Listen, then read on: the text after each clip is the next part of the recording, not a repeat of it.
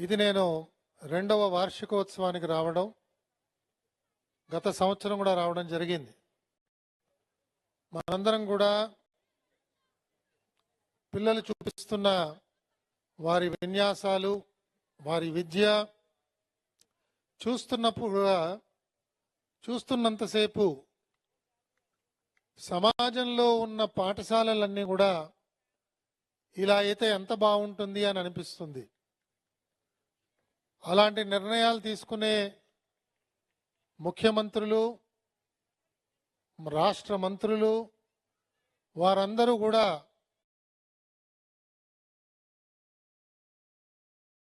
ఈ విషయాలు గ్రహించి సనాతన ధర్మం అంటే ఇది ఒక మతానికి చెందినది కాదు, ఇది ఒక గొప్ప సంస్కృతి అనే ఒక లక్ష్యంతో అనేక పాఠశాలల్ని కనుక ఈ విధంగా ప్రోత్సహిస్తే ఇవాళ మనం సమాజంలో చూస్తున్న అనేక రుగ్మతలకి కనీసం ఒక 10 సంవత్సరాల తర్వాత అయినా మనకి ఒక సమాధానం కనిపించే అవకాశం ఉన్నది.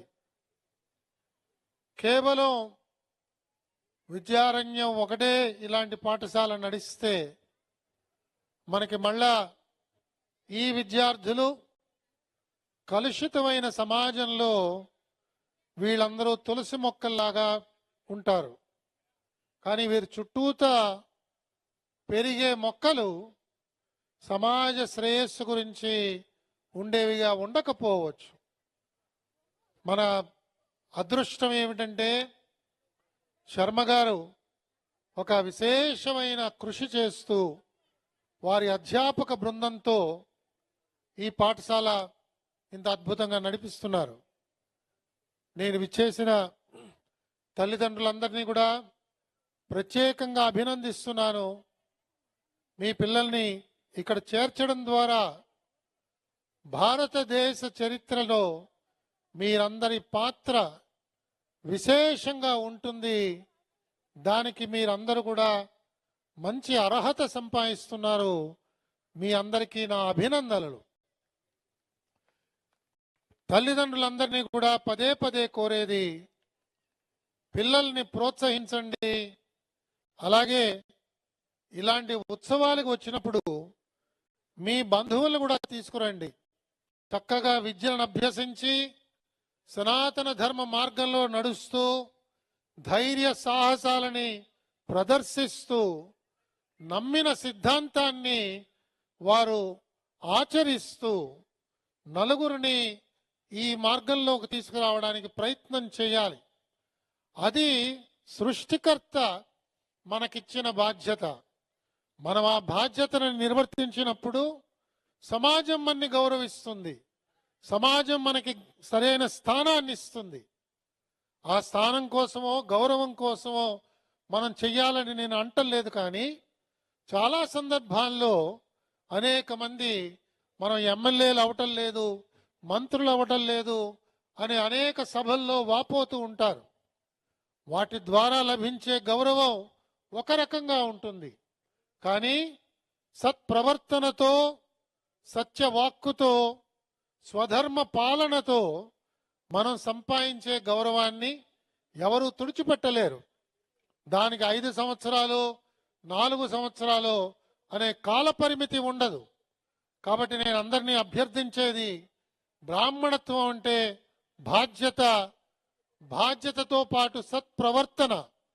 మన వాక్కులో కానీ, మన కర్మలో కానీ, మన ఆలోచనతో కానీ సమాజ హితం గురించి ఆలోచన చేసేవారే బ్రాహ్మణత్వానికి అర్హులు అని మన శాస్త్రాలు చెప్తున్నాయి. మన పాండిత్యం అంతా కూడా ఆ విధంగానే మనం చెప్తూ వచ్చాం. ఈ పాండిత్యం తెలియని వారు దాంట్లో అనేక దృష్టాంతాల్ని బయటకు తీసి వారికి తోచినట్టుగా చరిత్రను రాశారు. ఆ రాసిన చరిత్రని కొన్ని సందర్భాల్లో మనం కూడా నమ్మడం ప్రారంభించాం. ఆ విధంగానే మనుస్మృతిని ఈరోజు అనేక మంది అర్థం చేసుకుంటున్నారు. అవన్నీ కూడా ప్రక్షిప్తాలు. ఆ ప్రక్షిప్తాలన్నీ కూడా లేని సాహిత్యాన్ని జోడించింది కూడా మళ్ళా సంస్కృత పండితులే. కాబట్టి మన అందరం కూడా ఈ విధంగా చెప్పిన చరిత్రని మనం నమ్మవలసిన విషయం కాదది. దాన్ని నమ్మి మన్ని మనం దూషించుకోవడం కానీ మన్ని మనం తక్కువ చేసుకోవడం కానీ మనం మానేద్దాం. మన పూర్వీకులు మన ఋషులు మనకు అందించిన విషయాలు అనేకం ఉన్నాయి. సమయాభావం వల్ల నేను అవన్నీ ఇవాళ ఉటంకించడం లేదు. ఒక్కొక్క విషయాన్ని లోతుగా మనం పరిశీలన చేస్తే విశ్వ మానవ కళ్యాణం కోసం వారు ఆలోచన చేశారు. అహర్నిశలు కూడా సమాజ శ్రేయస్సు కోసం చూశారు. అనేక విధాలుగా సృష్టిని ఏ విధంగా రక్షించాలో వారు ఆలోచన చేశారు. వారికి కటిక దారిద్ర్యం లభించినా కూడా దానికి వారు ఎప్పుడు కూడా చింతించలేదు. వారు కేవలం విశ్వ మానవ కళ్యాణం కోసం ఆలోచన చేశారు. వారు పరిపాలకుల యొక్క శ్రేయస్సు కోసం వారి తపస్సు ధారపోశారు. ఈ మధ్య వరకు కూడా ప్రస్తుతం నడిపిస్తున్న ప్రభుత్వ అధికారులు, ప్రభుత్వంలో ఉన్న ఉన్నత స్థానాల్లో ఉన్న వారిని కూడా రావడానికి వారి తపస్సు ధారపోయడం నాకు ప్రత్యక్షంగా తెలుసు. కాబట్టి అలాంటి జాతికి చెందిన వారసులం మనందరం కూడా. తప్పకుండా మనందరం అలాంటి గొప్ప కీర్తికి మనందరం కూడా నోచుకోవాలి.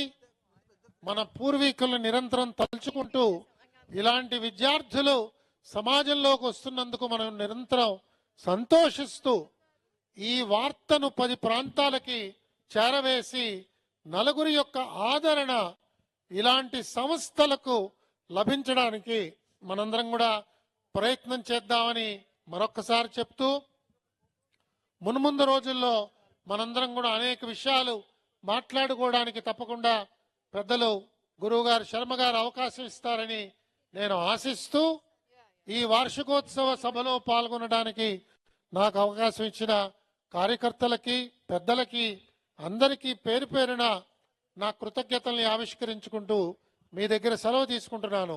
స్వస్తి.